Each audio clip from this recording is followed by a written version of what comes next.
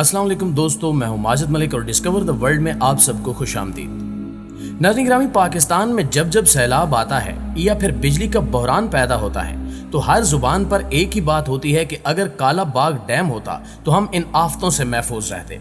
इस बार भी हमें सैलाब की आमद पर काला बाग डैम का चर्चा ही सुनने को मिल रहा है। लिहाजा हर खास व आम शख्स के जहन में ये सवाल गर्दिश कर रहा है कि आखिर ये काला बाग डैम क्या बला है जिसको बनाने से हम तरक्की की राह पर चल सकते हैं। आज की वीडियो में हम इसी डैम के बारे में गुफ्तगू करेंगे और आपको बताएंगे कि किस तरह इसे तामीर करने के बाद हम सैलाब से महफूज रहने के साथ साथ कौन से फवायद हासिल कर सकते हैं। नाज़रीन ग्रामी, काला बाग डैम पंजाब की सरजमीन पर बनने वाला आबी मंसूबा है जो आज तक सियासी बदमाशियों की नजर होता आया है। इस डैम के लिए पहला सर्वे बरतानवी हुकूमत ने क़याम पाकिस्तान से कबल 1873 में किया था और फिर एक लंबे अरसे के बाद कायदे-आज़म की इजाजत से फरवरी 1948 में मियां वाली के मकाम पर हाइड्रो पावर प्रोजेक्ट तामीर किया गया। इस सूरत हाल को देखते हुए भारत ने पाकिस्तान का पानी बंद कर दिया और पाकिस्तान इस मसले को वर्ल्ड बैंक में ले गया, जिसके बाद भारत और पाकिस्तान के दरमियान पानी की तकसीम का मुआहदा तय पाया।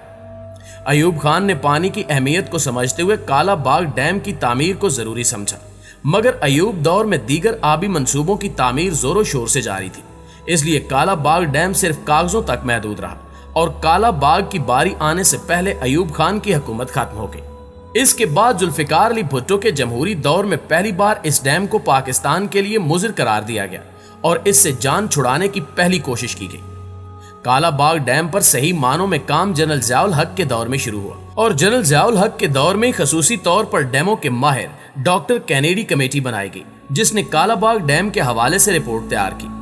1983 में डॉक्टर कैनेडी कमेटी ने अपनी रिपोर्ट पेश की, जिसके मुताबिक इस डैम की ऊंचाई 925 फुट होगी और इसमें 1.6 मिलियन एकड़ पानी स्टोर किया जा सकेगा, जबकि इसकी तामीर के लिए ज्यादा से ज्यादा 5 साल और कम से कम 3 साल का अरसा दरकार होगा और ये पूरे मुल्क में 50 लाख एकड़ बंजर रकबे को सैराब करेगा।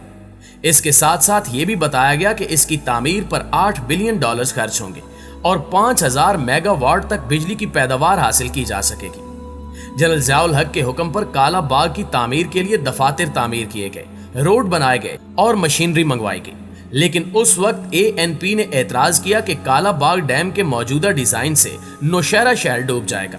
लिहाजा इस उज़र को दूर करने के लिए डिजाइन में तब्दीली लाई गई और डैम की ऊंचाई कम कर दी गई। सिंध में मौजूद उस वक्त की सिविल सोसाइटी ने भी एतराज उठाया कि पंजाब सिंध का पानी गस्ब कर लेगा, लिहाजा ये मंसूबा सिंध की आवाम को मंजूर नहीं। तब जनरल ज़ियाउल हक ने चारों सूबों को पानी की तकसीम के एक फार्मूले पर राजी किया, जिसके मुताबिक पंजाब 37%, सिंध 33%, सरहद 14% और बलोचिस्तान 12% दरियाई पानी लेने पर राजी हो गए और इसके साथ ही जनरल ज़िया वफात पा गए।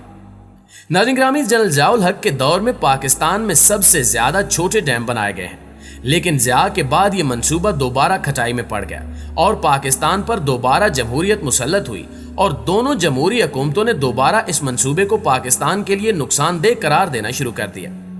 इसके बाद जनरल परवेज मुशर्रफ ने काला बाग समेत मुल्क भर में 6 बड़े आबी मंसूबों पर काम करने का ऐलान किया और कहा कि डैम नहीं बनाएंगे तो मर जाएंगे। इन मंसूबों में नीलम, जेलम, काला बाग, भाषा, मंडा, अखोड़ी और करमतुंगी डैम शामिल हैं। 2005 में मुशर्रफ ने ये ऐलानात किए और 2007 में वकला तहरीक की वजह से अपनी वर्दी से हाथ धोना पड़े। 2008 में उन्होंने इस्तीफा दे दिया, तहम इन 2 सालों में नए सिरे से इन तमाम डैमों की फैजिबिलिटी रिपोर्ट बना ली गई। नाज़रीन ग्रामी, आपको बताते चलें कि अगर काला बाग डैम तामीर कर लिया जाए तो इससे ना सिर्फ पूरे मुल्क को बिजली मुयस्सर होगी, बल्कि ये हमें हर साल आने वाले सैलाब से भी निजात दिला सकता है।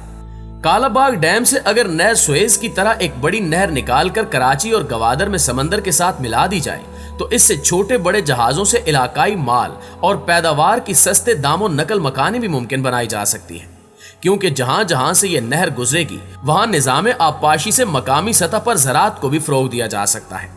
जगह जगह पर मछली फार्म वगैरह बनाकर ना सिर्फ आमदनी हासिल की जा सकती है, बल्कि मकामी लोगों को रोजगार के मौके भी मुयस्सर आ सकते हैं।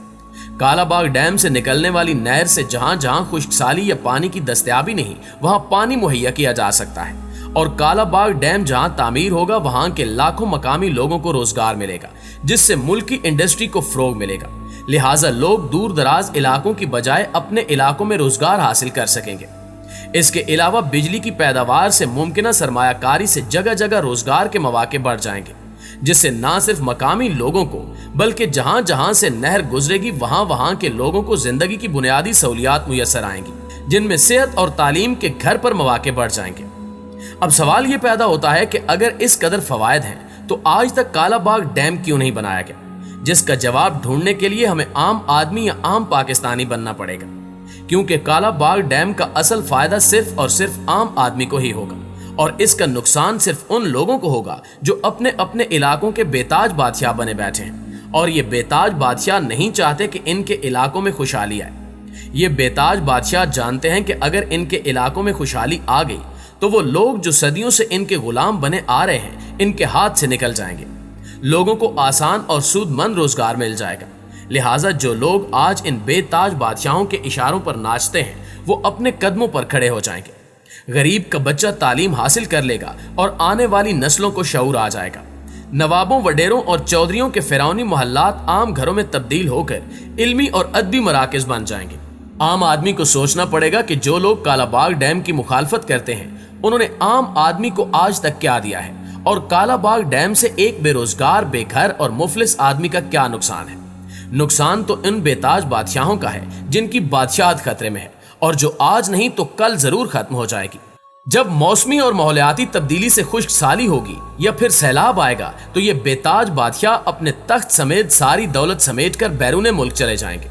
लेकिन गरीब कहाँ जाएगा, उसका पुरसाने हाल कौन होगा। लिहाजा आम आदमी को सोचना होगा कि जिन इलाकों में इन बेताज बादशाहों की बादशाहत है वहां गरीब आदमी को पीने का पानी तक मुयसर नहीं, लेकिन इन बादशाहों के घरों में वो सब कुछ है। गरीब बच्चे को स्कूल नाम की चीज तक का पता नहीं है, लेकिन इनके बच्चे यूरोप के स्कूलों में पढ़ते हैं। गरीब को इलाज के लिए फक्की तक नहीं मिलती, जबकि ये अमीर ज़ादे अपना इलाज गोरी मेमो से करवाने जाते हैं। कालाबाग डैम से आम आदमी का कुछ भी नहीं जाएगा, बल्कि आम आदमी तो इससे बहुत बड़ी नेमत से मुस्तफीद होगा। तो फिर आम आदमी इन बेताज बादशाहों के फ्रेब में क्यों आए? क्यों आम आदमी को इस्तेमाल करके कालाबाग डैम की मुखालफत में सड़कों पर लाया जाए? जब भी हुकूमत कालाबाग डैम के मंसूबे को तकमील की तैयारी शुरू करने का अंदिया देती है तो कुछ लोगों के जाती मुफाद को खतरात महसूस होने लगते हैं और वो वावीला करने लगते हैं। इन खतरात से बचने के लिए ये लोग आम आदमी के हकूक की बात करके हुकूमत की राह में रोड़े अटकाना शुरू कर देते हैं और गरीब के तहफ़्फ़ुज़ की बात करने लगते हैं। ये वही लोग हैं जो सिर्फ इलेक्शन के दिनों सादिक और अमीन बनने का ढोंग रचाते हैं और बाकी 5 साल ये गरीबों से कोसों दूर रहने को अपना पैदाइशी हक समझते हैं। इस सारी सूरत हाल में हुकूमत का फर्ज बनता है कि वो मुल्क गिर मुहिम चलाकर कालाबाग डैम को पाया तकमील तक पहुंचाए और जो लोग कालाबाग डैम की राह में अपने मुफाद के तहफ़्फ़ुज़ात रखते हैं उन्हें दूर किया जाए और अगर वो महज मुखालफत बराए मुखालफत या बैरूनी एजेंडे पर इसकी मुखालफत करते हैं तो इनसे आईनी हाथों से निपटा जाए और मुल्क दुश्मन अनासिर और जाती मुफाद रखने वालों को अवाम के सामने बेनकाब किया जाए।